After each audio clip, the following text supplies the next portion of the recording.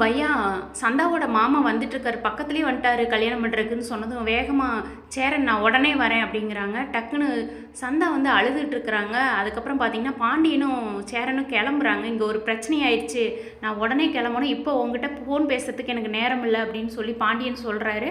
வானதி வந்து என்ன பிரச்சனைன்னு சொல்லு அப்படின்னதும் சந்தாவை திருமணம் பண்ணுறதுக்கு அவங்க மாமா வந்துடுறாராம். அப்புறம் சந்தாவை வந்து வேதனைப்பட்டுட்டு இருக்கிறாங்க அப்படின்னதும் சரி சரி நீ வை நான் பார்த்துக்கிறேன் அப்படின்னு வானதியும் கட் பண்ணுறாங்க.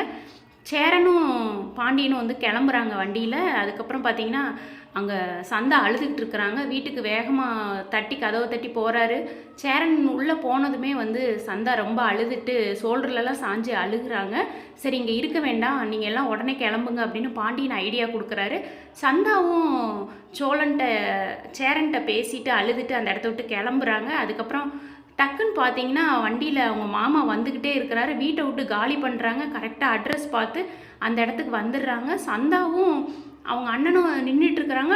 ஆட்டோவில் வந்து கரெக்டாக அவங்க மாமா இறங்கிடுறாரு. பயங்கர ஷாக் ஆகிருக்கு. ஆட்டோவை பார்த்ததுமே சந்தா பயங்கர ஷாக் ஆகிடுறாங்க. என்னடா மாமா வந்துட்டாரு அப்படின்ட்டு. இனிமே தாங்க என்ன நடக்க போகுதுன்னு வெயிட் பண்ணி பார்க்கணும்.